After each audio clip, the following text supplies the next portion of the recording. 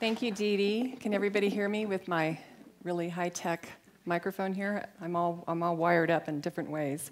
I'm glad it works. Thank you, Dee Dee. Dee Dee's a dear friend and a mentor and an inspiration to me. Thank you, Nancy, for having me.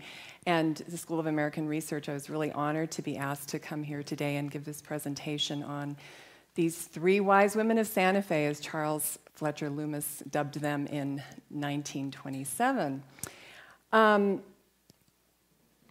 You got to bear with me a little bit because I'm just starting to get proficient at this. I want to say that this talk is chock full of images. I don't have every image credited. Many of the images are from Acequia Madre House. Thank you to Bunny Huffman for giving me access to these images. Some are from the School of American Research. Laura Holt was a wonderful resource for me in the library during some of the research I was doing recently. And others are by Jack Parsons, who collaborated with me on my 2009 book on El Rancho de las Golondrinas. So I want you to meet Eva Scott Fenyes, Leonora Scott Muse Curtin, and Leonora Curtin Paloheimo. Three successive generations of extraordinary women who collectively and individually made great historical, cultural, and intellectual contributions to the history of Santa Fe, the history of New Mexico, and the history of the entire Southwest. Over the span of about 110 years that they had an influence and a presence in Santa Fe, from 1889 to 1999, when Leonora Curtin Paloheimo passed away, these women did monumental things on all levels. They did it collectively as a team, and they did it individually. They worked in more fields than any of us can even imagine working in one lifetime. They were linguists, they were scholars, they were artists, they were amateur anthropologists, they were business women, they were philanthropists, they were ethnobotanists. They covered the whole gamut. And yet, I would argue that it's fair to say that we don't know their names as well as we should. Their names have often been missing from the cultural narrative of early Santa Fe. Why? I don't know. Was it because they were women? Doubtful, because as Nancy says, this was a city of women doing incredible things. They wandered in the same circles and worked in the same circles as many of the prominent men of the era, including Edgar Lee Hewett, Adolph Bandelier, John Gaumeme, people whose names we notice and know more readily. So I am hoping that my work and some of the work that other people are doing on the topic of these women is going to help to rectify that. Oops. This is 614 Acequia Madre, which is around the corner from us, and as Nancy mentioned, this is the house that the women built together in 1926. And again, I would argue it's probably not as well known on the cultural map of Santa Fe, mostly because it was a residence for a very long time, until fairly recently when it became a nonprofit. Through these three generations of women lived there. But there was a lot going on there at the time that they lived there, culturally, intellectually, and otherwise. It was a place where some of the greatest minds of the 20th century gathered. And now it has just recently become home of the Women's International Studies Center, which is dedicated to honoring the legacy of these women and to furthering their work by providing opportunities to women scholars who are working in various fields. It's also an accessible archive, place where they have archives of the women's history, their collections. It's becoming more accessible to the public, and I think that as this happens, these women's names are going to enter the cultural narrative of Santa Fe a lot more frequently. When you're thinking about talking about three generations of women, all of whom have done such amazing things individually, it's kind of hard to wrap your head around the chronology. And when we think about history, we often think about chronology. We think about dates. But as I was going through this talk and thinking about all the things the women did, I realized that history is really about connectivity in so many ways, and it's about the circular nature of things and about interactions between people and how people meet at different parts of the world, and somehow it all comes together in one place and creates a happening moment as happened in early 20th century Santa Fe. These women are an example of taking advantage of the connectivity, of the opportunities that connectivity of history presents them. And they didn't only meet people, they actually took advantage of opportunities to explore new things. And had they not been so curious, probably they would not have done so many of the wonderful things they did. I was able to dive into their subject matter when I wrote my 2009 book on El Rancho de las Golondrinas. But before that, I had the opportunity in 1994 to meet Leonora Curtin Paloheimo. This picture was actually taken a year after, but this is what she looked like when I met her. I was a young reporter at the Santa Fe Reporter. I had just come back to Santa Fe. I grew up in Santa Fe, but I had not been here very long. And I have to say, I didn't know much about the history of my city. I didn't grow up being immersed in this subject matter. It was only through my work as a reporter that I actually began to learn the things that I've written about for the last 20 years. One day I was at the Reporter. I got a phone call from the late Ambassador Frank Ortiz. Maybe some of you know him. I didn't know him well, but at that time I didn't know him well. He called me up one day and he said, "You are coming to tea at 614 Acequia Madre next Tuesday at 4 o'clock.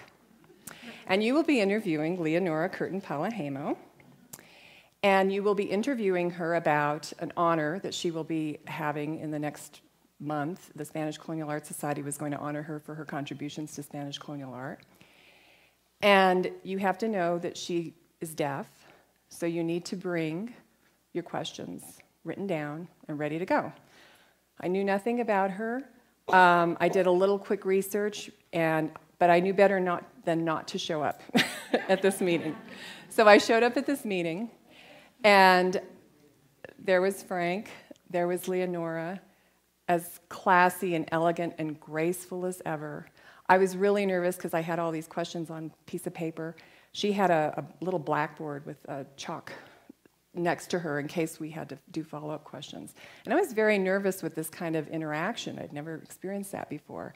And I can clearly remember what she said to me. She said, and I was nervous for her. She said to me, "I have no pretensions. I am just following the course of my age." And she made me feel entirely comfortable. And basically she was telling me, it doesn't matter if I can't hear, but you know, I'm already at that point. She was how old? I don't remember how old she was, but she was elderly. Anyway, we had a wonderful time together. I started to talk to her. This is where we were, actually, in the living room of Acequia Madre House. I think we were seated like in here. Frank Ortiz was with us. Started to ask her some basic questions about the Spanish Colonial Arts Society, about her work with some of the helping to sustain and preserve some of the Hispanic art forms of Spanish colonial New Mexico. And I realized very quickly that we weren't just going to have a conversation about current events. It was going to go back in time. Before you knew it, I was in a colonial sala of colonial New Mexico. This represented here by the sala at El Rancho de las Golondrinas in the Golondrinas Placita. And before we knew that, I was at Las Golondrinas, and I was in 18th century New Mexico, and she was telling me, educating me about these things in the culture that I had never known before. And she was talking about this ranch that she and her husband had founded in 1972. But she couldn't talk about that until she really talked about the property as a working ranch, and the property as it had been purchased by her mother and herself in 1933. And she couldn't talk about her mother until, of course, she talked about her grandmother. And so we went back in time through the tunnel of the cottonwoods of Las Golondrinas. I had to use this picture because it's one of my favorite pictures from the book, until we were at 1849. And this is Ava Scott in 1849. She was an adolescent during the Civil War period in New York, so she was Leonora's great-grandmother. This picture, in fact, was taken in the studio of the great photographer Matthew Brady. Ava Scott was born to Leonard Scott, who was a wealthy publisher of British journals. Her mother was a descendant of the Mayflower family. She was a beautiful woman, well-traveled, widely well-schooled. She was raised by her father to be super independent, which for that era was not necessarily the norm. She was raised to be inquisitive. She was raised to know how to manage her finances. She was raised to know how to negotiate a good business deal, because those were the things that he felt would carry her through her life in good fashion. She was a budding artist and had a great interest in art, so of course she was afforded all the luxuries of as much art training as she would like to have. She studied with a number of artists in Europe and in New York. In 1869, she went with her family on a trip down the Nile, where she spent time with the great Hudson Valley school artist, Sanford Gifford. He was a watercolorist. He gave her instruction during that trip, and he encouraged her talent, which really said something. He said, "You have talent. You've got something going for you here." This is Ava in 1877. I love this photograph because she looks so bohemian and she's so beautiful, but you can see something in her. She was an adventurous. This photo was taken in Montreal, Canada in 1877, and of course she was very finely attired, as were the women of her day, but she was also an adventurous. And that same year, she went to St. Augustine, Florida, which was a great destination for historic preservationists. And she went to St. Augustine with her family, and she was exploring St. Augustine, and she landed at Fort Marion, which was an old Spanish fortress outside of St. Augustine, which at the time was being used as a prison for Kiowa, Apache, Cheyenne, and Arapaho Indians who had been captured by the U.S. government for their role during the Battle of the Great Plains, and they were imprisoned there. And one of the things she quickly discovered was that these people were artists, and they were expressing their lives, they were expressing their experiences and their culture in ledger drawings. So as an artist, she could relate to that. She got totally infatuated with these artists and the art of ledger drawings. And she sent away to New York for more sketchbooks and pencils, and she brought them in and had them drawing away. This exterior of Fort Marion was by Zotom, a Kiowa Indian. This piece, also from Zotom, running from an enemy, a Kiowa chasing a Navajo. This piece from another friend of hers, a wedding chief taking his bride to a wigwam by Howling Wolf. She collected about 300 ledger drawings while she was there, and kept this collection. Many of them right now are in the collection of the Autry Center in Los Angeles, which was at one time the Southwest Museum, and this family would have a hand in the creation of that museum. In 1878, the following year, she met and married, I don't know if she met him that year, but she married Lieutenant William Muse Sullivan. He was a U.S. Marine Corps lieutenant. They married in Virginia, and they settled in California on a military base. A year later, they had a child, Leonora Scott Muse Curtin. She was born in 1879. She was very close to her mother, and as an indication of her mother's relationship with her father, she was named after Leonard Scott, her grandfather. That's where Leonora came from. And in the same way that Ava had been raised by her father to be inquisitive and independent and business savvy, so was Leonora Scott Muse Curtin. They lived in California for some reason, still unknown. After about 10 years of marriage, Ava decided to leave, and she and Leonora returned to New York to where her parents were at, just in time for the Great Blizzard of 1878. They were there at that time, and supposedly she saw in New York a railroad poster. This story goes around a lot in Old Santa Fe. I think it's the same story that we hear about John Gamin, seeing a railroad poster and with a blue sky and a burro and adobe walls, and suddenly they're enticed to coming to Santa Fe.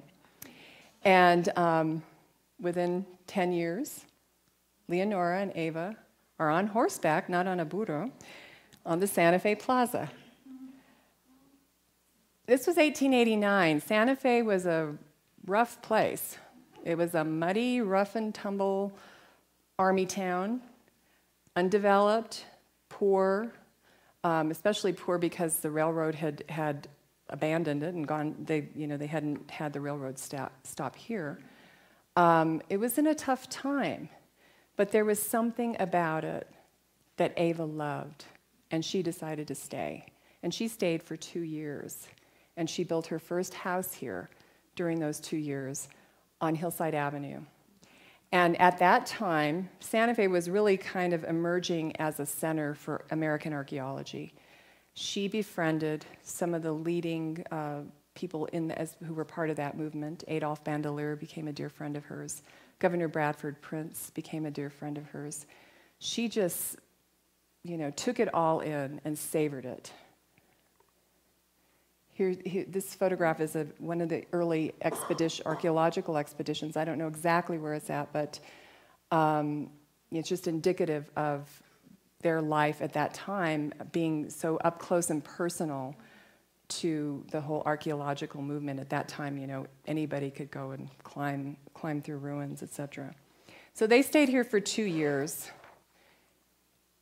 And in 1891, they left abroad. They went to North Africa. Then Leonora went to to boarding school in Switzerland, while Ava went to Paris for some more art studies and ended up in Egypt. And in Cairo, she met Dr. Adolph Fenyes, who was a Hungarian nobleman. He was a physician. He was an entomologist who had an expertise in beetles. He would be one of the early pioneers in the field of radiology. And they married in 1896 and settled in Pasadena, California, with Leonora, of course, who they brought home from boarding school.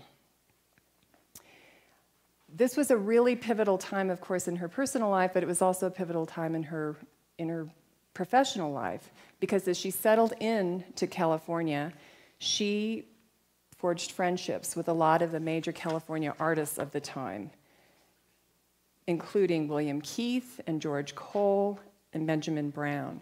And her house in California, which was a mansion, a Beaux Arts mansion, became a very lively artist salon. In 1903, she met Charles Fletcher Lummis. And I'm not sure, I believe she met him in California, though he had spent a lot of time in Santa Fe. So there was a possibility that their paths crossed here also. But they had an immediate affinity for each other and became very close lifetime friends. He saw her budding talent as a painter, and he decided to take advantage of that. And he saw that she had an interest in native cultures and historic preservation, so he gave her an assignment to go around California and start documenting in painting some of the historic buildings, adobe architecture of California. This, of course, is not that. This is one of her earlier sketches. I'm not sure where this was done, but the things that she would do for Lummis were in California. She traveled all over California. She took on this assignment with a vengeance. It was supposed to be a short-term assignment. It ended up being a lifetime assignment. She created some 3,000 paintings in all of historic California missions, adobes, and these are just a few of them.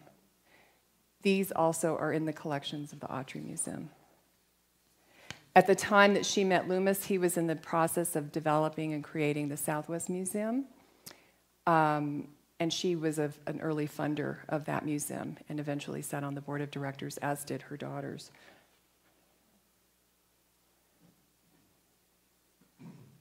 By 1905, when this painting was done, she had clearly met Mary Austin, somebody who would come to be a close influence of hers and friend in Santa Fe, as well as of her daughters and her granddaughters. But she had met her before that, so they were already forging a relationship. Mary Austin would have a great influence on her painting career as well as on the careers of her daughters. In 1903 also, Leonora Scott Curtin met Thomas Curtin, oops, excuse me, right here, in Santa Fe, because she and the family would travel back and forth between Santa Fe. The house on Hillside was still here. They would go back and forth between the two houses. She met Thomas Curtin, who was a native of New York, but he actually was a DA in Santa Fe at the time they met. He eventually relocated back to New York, and they had this long-distance courtship. They finally got married in 1903 in Pasadena.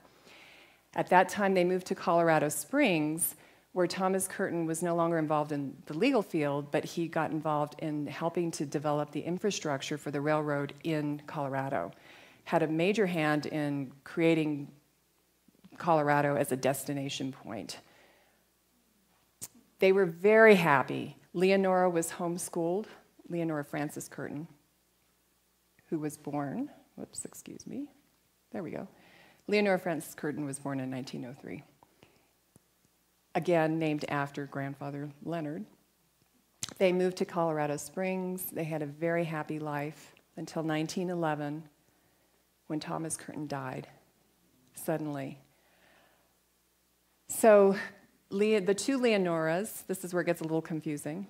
There you start to talk about the elder Leonora and the younger Leonora, the two Leonoras, went back to Pasadena and began a life alone with their grandmother, but spending a lot of their time in Santa Fe. This is a picture of Leonora Scott Muse Curtin after her husband's death. This is Leonora Francis Curtin as a little girl in 1913. Beautiful photo. She's 10 years old, same age that her mother was when she came to Santa Fe. And in my 1994 interview with Leonora, this is what she said about this time. And she's talking about being in Santa Fe and her love of Santa Fe. It was at the time of World War II. We would rent a house for the summer, and grandmother would come from California because she loved to paint here. I made bread with pinto beans and slept on the porch in a cot that was very richly inhabited by bugs. It was a lovely time. And I love that because it says so much about her personality, too. So, as Leonora grew up, and Santa Fe grew up, and became an even bigger sort of hotbed of cultural activity, they became immersed in the artist movement. Ava, who often came here, hosted a lively artist salon in her home. This 1919 photograph shows the elder Leonora, the younger Leonora, Eva Scott Fenyes. Some of these people whose names I actually don't know who they were exactly. Mrs. Rolshoven, Mrs. Rollins. Of course, we all know Marsden Hartley, whose work Ava collected. She was a collector of many local artists' work who were part of the early 20th century arts movement, and some of those paintings are still in the collection of Acequia Madre House. The women also moved in archaeological circles, as they had before. They knew Edgar Lee Hewett closely. Edgar, who of course was founder of the School of American Research. They got involved in some of the archaeological activities that were going on at the time. They would go out for digs or just to go listen to scholars talking about different sites. They also got involved in the budding movement to preserve Indian arts. This photograph was taken, there's Eva Scott Fenyes, Leonora Scott Muse Curtin, and Julian and Maria Martinez. This was at the time that the School of American Research had been integral in establishing the Indian Arts Fair, which would eventually become the School of American Research. They were involved in that. Of course, they were involved in the resurrection of the Santa Fe Fiesta, which happened in 1919, and that was another School of American Research initiative. And the Santa Fe Fiesta had been primarily a religious observance that had gone kind of dormant for a long time, and they decided to revive it and actually add on to it. It became a celebration of the three cultures, and it was a statement about the great new melting pot of the historic three cultures of Santa Fe that we still, the city is still known for today. This is just a portrait that Eva Scott Fenyes did that shows, just some of the scenes you would see at the fiesta. It was a time of pageantry and a lot of fun, actually. At this time, they met Frederick WEB Hodge, who would become a mentor of the elder Leanoras. And Frederick WEB Hodge was a noted anthropologist, he was a noted historian, he was a noted editor, worked at the Smithsonian, he directed the Southwest Museum, and he actually did some of the excavations at Zuni Pueblo in the 1920s. So he was on the scene here in Santa Fe. So of course, they got involved with him. They also met John P. Harrington, who would also have a major influence on the two Leanoras. Oops, excuse me. The younger Leonora would work with John P. Harrington to document native languages in New Mexico, particularly at Zuni and among the Navajo. Harrington, along with Mary Austin, were a big influence in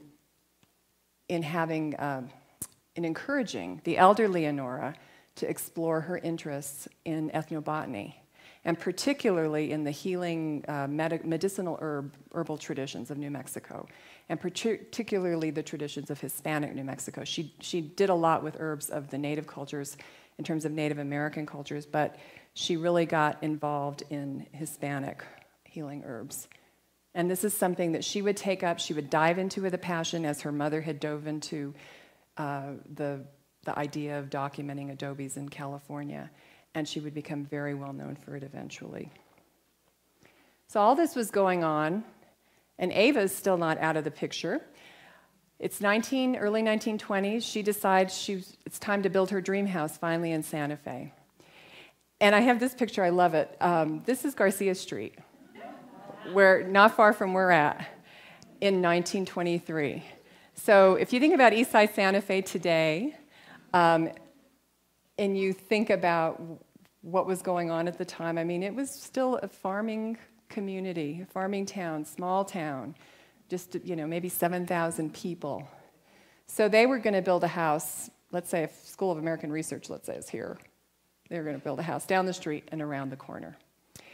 They hired a couple of architects to build this house. William Neff, who was a California architect, and William Penhallow Henderson, who was actually a builder and an artist, a famous artist.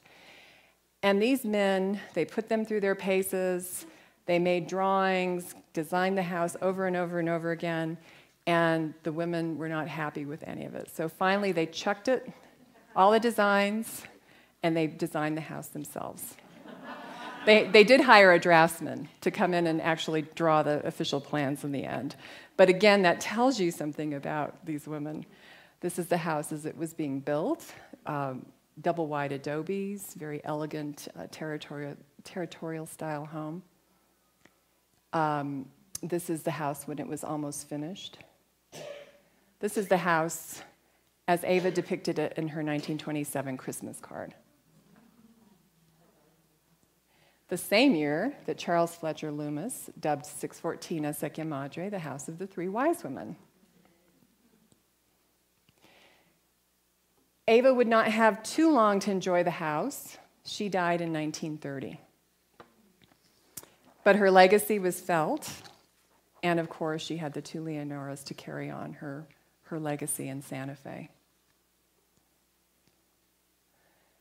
I'm turning now to Leonora Francis Curtin, the youngest of the three women, photographed here by Ansel Adams in 1928. Just love this photograph.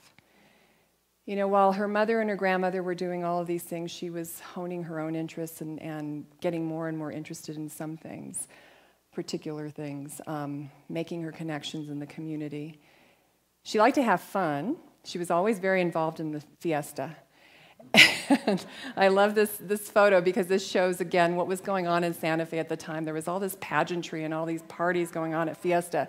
And here's Leonora Francis Curtin with the dizzy drunken Doras. I don't know who the rest of these people are. It looks like a couple of men in drag. Maybe some people it would be a task to identify these people, but that's really, really fun. And this is something that I just came across while working with Laura Holt in the SAI library. This is taken in 1928 in the very room that we're sitting in. And this is Leonora Francis Curtin dancing a dance. And we dug out a record of the event.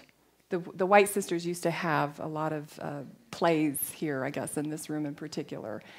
And so we know that they knew each other. We don't know that we don't know the extent of how close of friends these women were, but they were neighbors. They were all wandering in the same cultural circles. They knew each other well enough to be invited.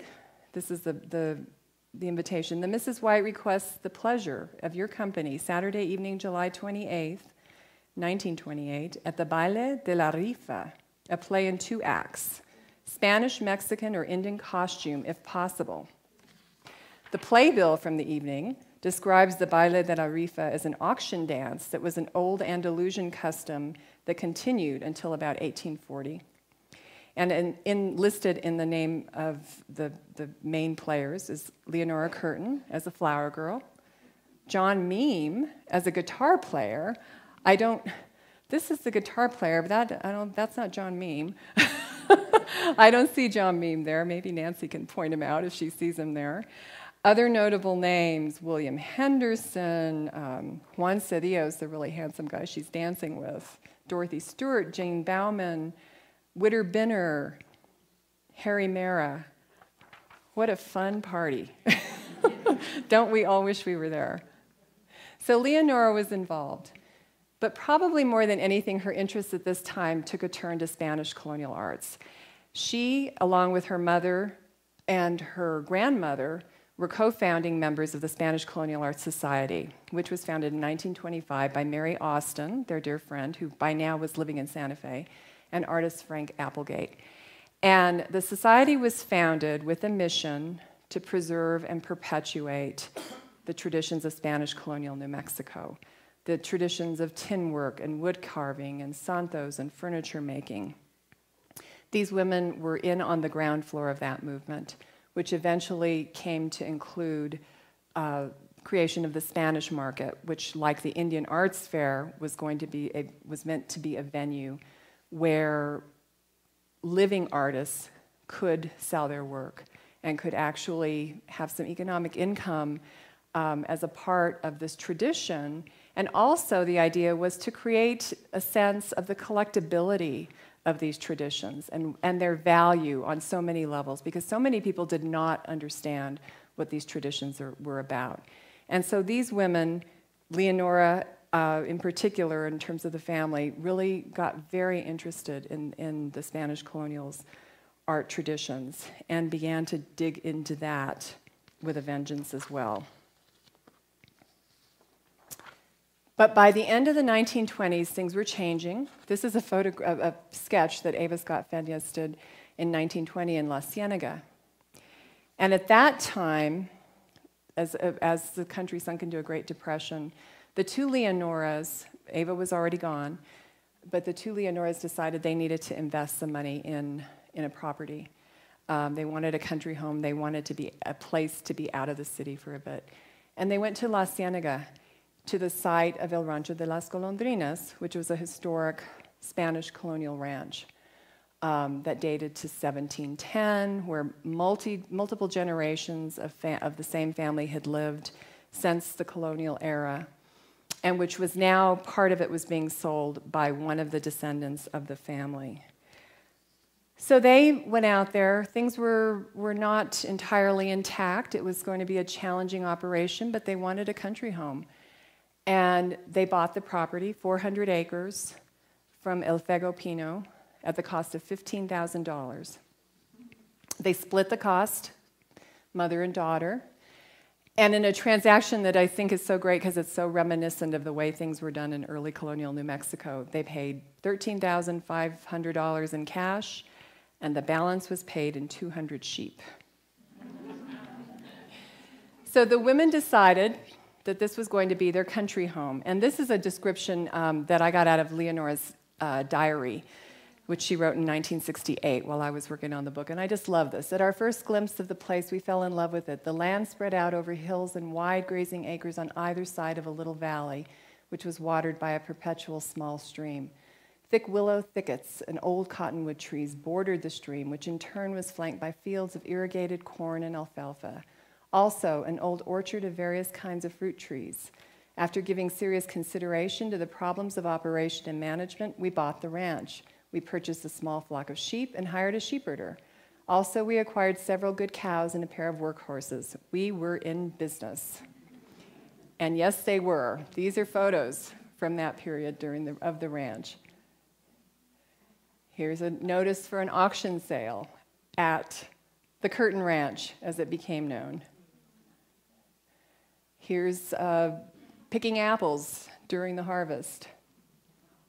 Here's Leonora. Leonora, the younger Leonora, driving a tractor. They also decided to move themselves into one of the homes on the property. It was an old home that was in quite a bit of disrepair. This photograph is actually a later photograph, but when they moved in there, they were determined to live a country life in terms of sort of roughing it.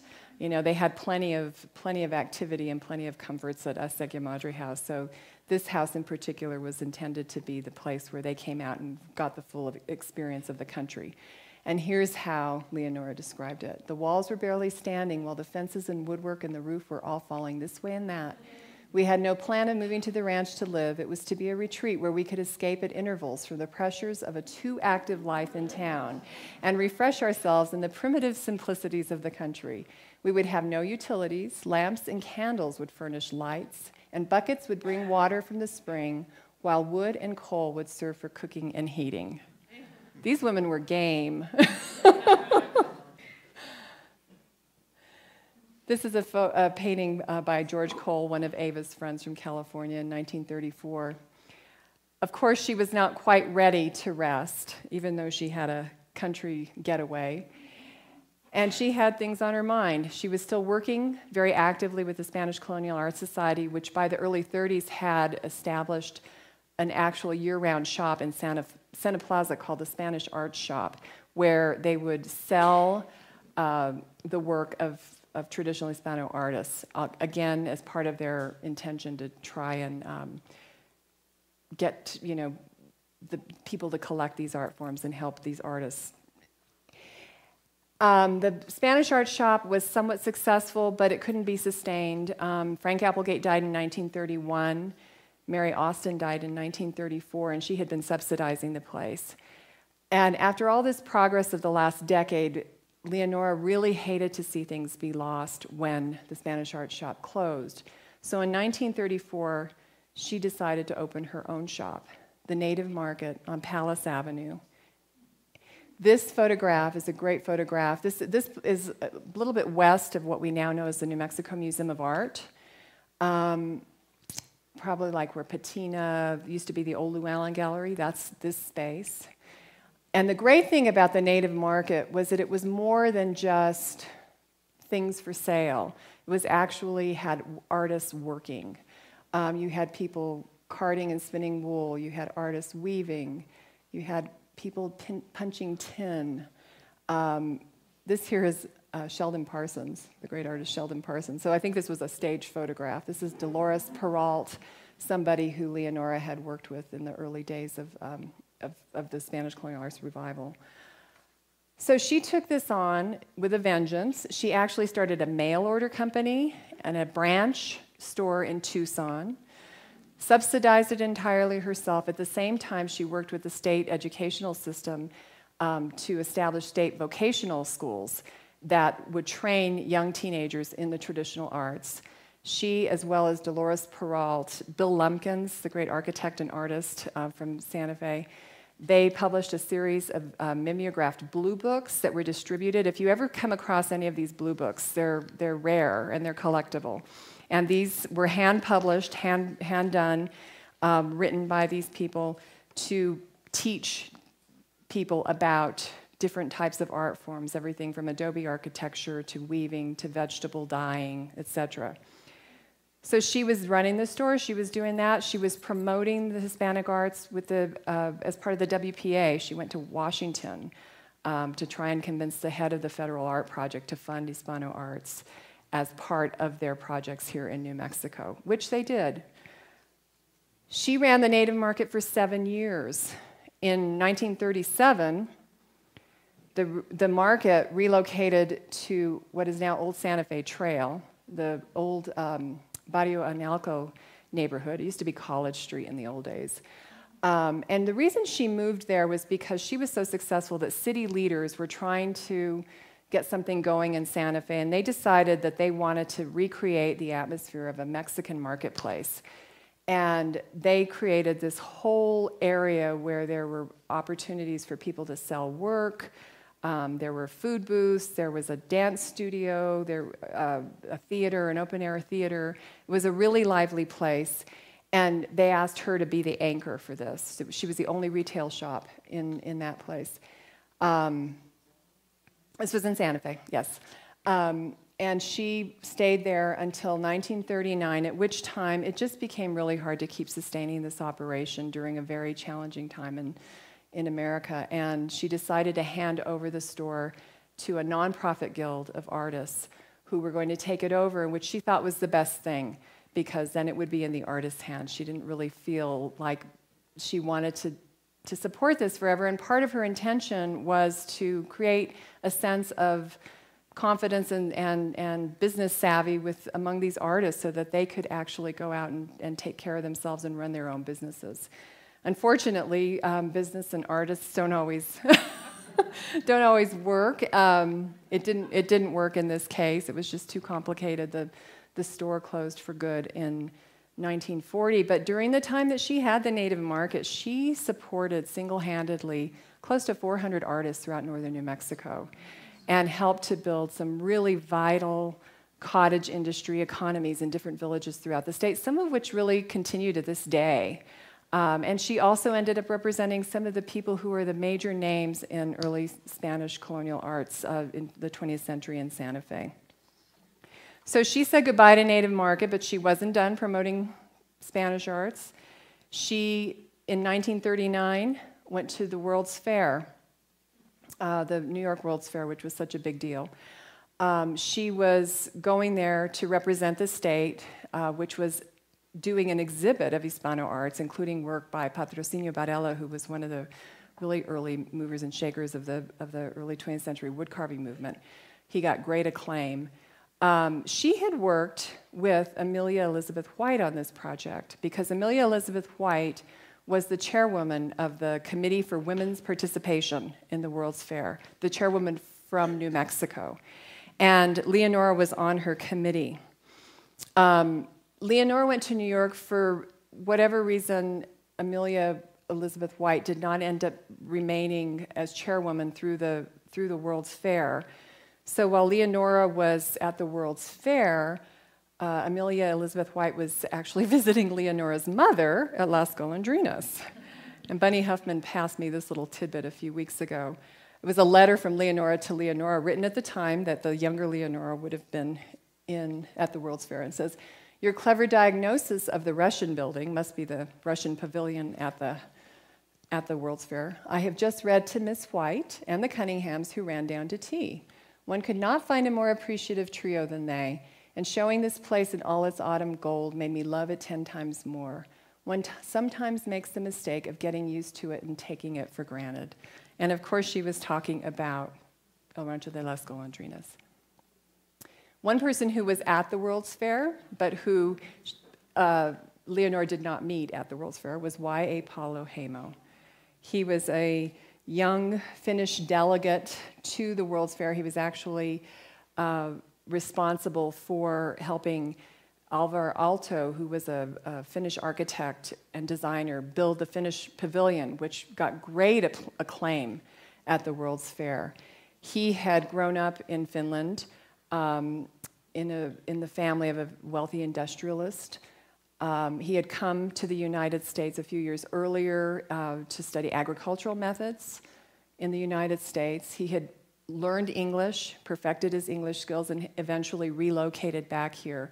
and found himself working for the Finnish office of the Finnish consul in New York at the time that the World's Fair was going on. Here he is at the World's Fair with Eleanor Roosevelt in the Finnish pavilion. He was a staunch supporter of Finnish culture and the preservation of Finnish culture. And so he was an advocate in many things that had to do with his home country. When he finally met Leonora in 1945 in New York at the home of a mutual friend, because he was such a staunch preservationist and had such interest in folk art, and she did as well, they immediately were smitten. They immediately found common ground, and they fell in love. And in 1946, they got married. They were both in their 40s at this time, so they had waited quite a long time. Here they are on their wedding day in Pasadena. They spent a lot of time in Pasadena at the family home there. They traveled the country a lot promoting Finnish culture. There was a whole movement for Finnish relief after some of the wars that had been going on during that time period in Finland, and she dived into the whole idea of helping to preserve and promote YA's culture, as well as the things she was doing in New Mexico. She traveled to Finland with him to his family farm, where he had grown up among many of the greatest intellectuals in Finland and artists. Jean Sibelius was a close family friend. They ended up creating a foundation in Finland. They ended up creating an agricultural school at the family farm for young Finnish orphans to learn agricultural training. When they weren't in Finland, they were in Santa Fe, like a totally different lifestyle. Suddenly, bolo ties and silver beads. It's a great photo by Laura Gilpin. They would spend time at Las Golondrinas with the elder Leonora, who at this time was still working on her ethnobotanical research. In 1948, they adopted 4 children from Finland: Nina, George, Ava, and Eric. And the kids were raised between Finland and Santa Fe, back and forth, traveling. They stayed involved in all their activities while raising their family. 1948 was also a pivotal year for the elder Leonora, the writer, because in 1948 she finally published her book on the ethnobotanical traditions of Hispanic New Mexico. The book had actually been finished in 1937, or the manuscript had been finished in 1937, but it did not get published until this year, 1948. It was published by the Laboratory of Anthropology. Had a foreword by Mary Austin, her dear friend, who had died in 1934, but had finished the foreword before she died. This is actually a second edition cover. I couldn't find an original image for the original cover. You do? Okay. It instantly became a classic, and I love a passage from her introduction because it says so much about the way she approached Native culture and scholarship. Often, when I visit one of these medicas, curanderas, the healing women, in her modest adobe house, her clothes perhaps frayed and worn, I am amazed at her ability and her memory, at her self-reliance and at all the good that she has accomplished among her people. She has brought comfort and relief to suffering, armed only with her simple remedies derived from nature. I look about me and there is no equipment. Her cures are in her mind, in her garden, far in the mountains or out on the plains. Her tools are her wonderful hands, so small, so magnetic and eloquent of healing. She is the temple of hope for those in need, as she is the source and essence of this book. Now, what a statement! It's such a statement of respect, and as I said before, it really characterized her approach to scholarship. In 1949, her next book was published, By the Prophet of the Earth, which is the ethnobotany of the Pima Indians. Her LSM Curtin was the way that her books were titled, or her name on her books. She also just published a number of other books on ethnobotany, books and articles in journals and magazines, etc. She became a very highly respected ethnobotanist, academic scholar, who she was not academically trained, but she was respected in the field. Her books are still to this day considered classics in the field. She was even honored by the government of Mexico for her work in terms of her investigations at that time. Leonora, the elder Leonora, had met John Gaw Meme, pictured here, in 1920 when Mr. Meme was at Sunmount Sanitarium. She had gone to Sunmount to hear a lecture, I believe, by Dr. Harry Mara, and she had met Meme, and they had forged a fast and long-time friendship. In later years, Mr. Meme and his wife Faith had become very, very close friends with Leonora and Y.A. Paloheimo. They used to go to Las Golondrinas quite a bit to have tea, afternoon tea. That was the thing in the family. And it was in the 60s, on one visit, that the inspiration for the Paloheimos' major collaboration took root. Mr. Meme and Y.A. were walking around the ranch, looking at some of the old buildings on the ranch. This is an old barn that was there. And Mr. Meme said, you know, you really need to stabilize some of these structures. You need to help stabilize some of these buildings because otherwise they're going to fall apart and you're going to lose some really important parts of history. Now, Mr. Paloheimo, having come from Finland, came from the place where the whole tradition of open-air museums had started and the whole concept of open-air living history museums had started. And he had been saying for a number of years already by that time that Santa Fe would be the perfect place to host an open-air museum. But he didn't really think about doing this in their own backyard until that walk and that day with Mr. Meme. And that set Y.A. and Leonora on fire, going into this new part of their lives to establish the old Cienega Village Museum, which would become El Rancho de las Golondrinas.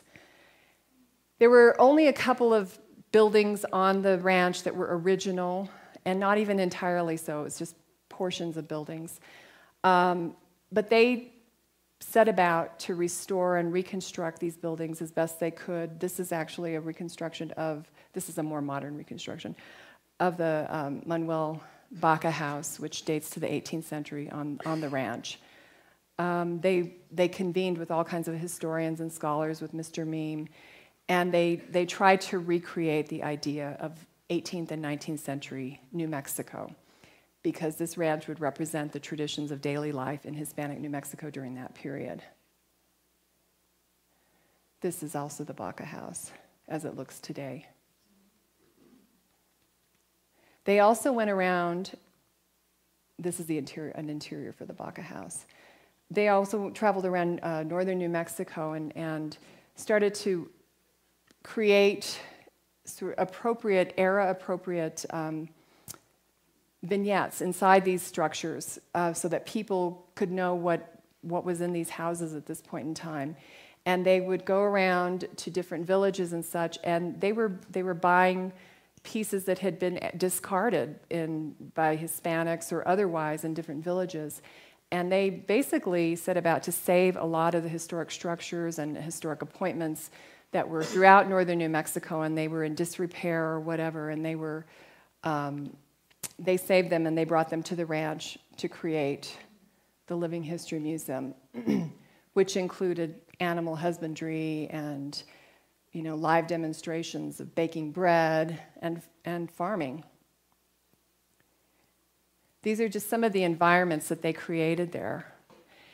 And as I started looking at these pictures, just sort of circling around to where we started, I realized there was so much influence in this ranch that came from Ava, even though she had died many, many years before. Because looking at these environments, this is the Sierra Village at Las Golondrinas. I found this painting by Ava. This was done in the 1920s. This was in California. But, you know, so it's not the same architecture, but it's the same architectural tradition. This is another scene at Las Golondrinas. This is a painting where you see one of Ava's paintings. This is an interior of the Golondrinas Placita. This is one of Ava's paintings. This is the mill pond. And this is one of Ava's paintings. It was like just all coming back together, and you could really see how, as I was saying to begin with, the whole intersection of history and influences that just remained among these women and remain with us to this day. If you ever go to El Rancho de las Golondrinas and you see these things, you know the lineage of influence that has gone into this place. So, El Rancho de las Golondrinas was born in 1972, officially, it opened. This was a few years later, but it began at that time a whole repertoire of pageants and festivals and things that were so reminiscent of what the women had done in the early 20th century in Santa Fe. And here's Mrs. Paloheimo and Mr. Paloheimo in period finery at one of the events at the ranch. Leonora Scott Muse Curtin lived to see the ranch created, but she died a month before the official opening in 1972. When she died, as I mentioned before, she was a noted ethnobotanist. She had also contributed greatly to the community, and I found this one little note that it was a resolution from the School of American Research where she served on the board of managers from 1929 until her death, close to her death in 1972, 43 years. And this resolution is honoring her and her contributions to the school, her financial support, her gifts of collections, her local interests and membership in various Santa Fe organizations, the Old Santa Fe Association, the Historic Santa Fe Foundation, the Spanish Colonial Arts Society, Southwest Association on Indian Affairs, the Colonial New Mexico Historical Foundation. Now, therefore, be resolved that the School of American Research pays tribute to this finest of ladies, erudite writer and scholar, and one of its most loyal friends, Doña Leonora Curtin. When she died, Y.A. and Leonora moved back to Acequia Madre House for good. By that time, the house in Pasadena had been made into the Pasadena Museum of History and the site of the Finlandia Foundation, which is still there today. So they left their mark in California as well as here. They settled back into life at Acequia Madre, continued with the development of Las Golondrinas. Mr. Paloheimo died in 1986. Leonora lived at Acequia Madre until 1999, and where we started this story, I met her in 1994. I met her again in 1995 when she was just about to be honored, or I interviewed her again. She was just about to be honored with the Order of Isabella de la Católica, which is the highest honor the Spanish government can give to anybody for her contributions to Spanish culture. And at the time I interviewed her then, she was getting ready to get this award. The story came out in the Santa Fe, and there was a little bit of a controversy around it because an editor decided to put a headline on the story that said, "The woman who saved Hispanic culture." Which was, everybody thought I wrote that headline. No, I did not write that headline. But that was the headline. And there was a lot of letter writing going on. And people were asking me about it. And all I could do was go back to the quote that Leonora had in this story when I had asked her to say something about her contributions to Spanish colonial culture. And this was her quote: "People always want to know how I did it, but it's the people who did it for themselves. I helped turn a few pages of history, but the history is and always has been their own," which I love. Now, in closing, I just want to say that the legacy of the Paloheimo, Fenyes, Curtin Paloheimo women did not end with her death. There are many Paloheimos who still live in Santa Fe, who are still contributing to Santa Fe culture. One of them is actually seated right over here, but I'm not going to point him out. George Paloheimo Jr., ran the ranch as the executive director for many years until his retirement a couple of years ago. His son Sean is the director of operations at El Rancho de las Golondrinas. This is Ava Paloheimo. Ava took after her mother's interests in the arts, and she ran a live theater in Austin for many, many years. This is her in front of her theater. This is her. She was quite the equestrian until an injury sidelined her many years ago. But this was a cross-country ride she took in honor of her mother, who had taught her everything she knew about horse riding in 2001, shortly after her mother's death. Nina Paloheimo, who lives in Ann Arbor, is a marathonist. She has run a marathon in every state in the country. Here she is with Ava, and she's also the mother of 6 children. Eric Paloheimo, who I don't have a photograph of, still lives on the ranch at El Rancho de las Golondrinas. So Eric Paloheimo, George Paloheimo, Sean Paloheimo, all are still living at the ranch. They have a presence there. They're involved. The Paloheimo legacy continues. And now, with the Acequia Madre House and the recent opening of the Women's International Study Center there last summer, we all have the opportunity to enjoy this house as a public asset of history, to learn more about the women. This is just a page out of their website. Many of the board members are here today. Bunny Huffman, I didn't see her, but I hope she's here, has been a great asset to my work in studying these women. What I have done in terms of these women is just a tiny bit in terms of what is still yet to be known and learned about these women, and I would encourage you to go to this website, to explore their history some more, and to learn more about their legacy in Santa Fe so that it's not lost forever in the cultural narrative of our city. Thank you.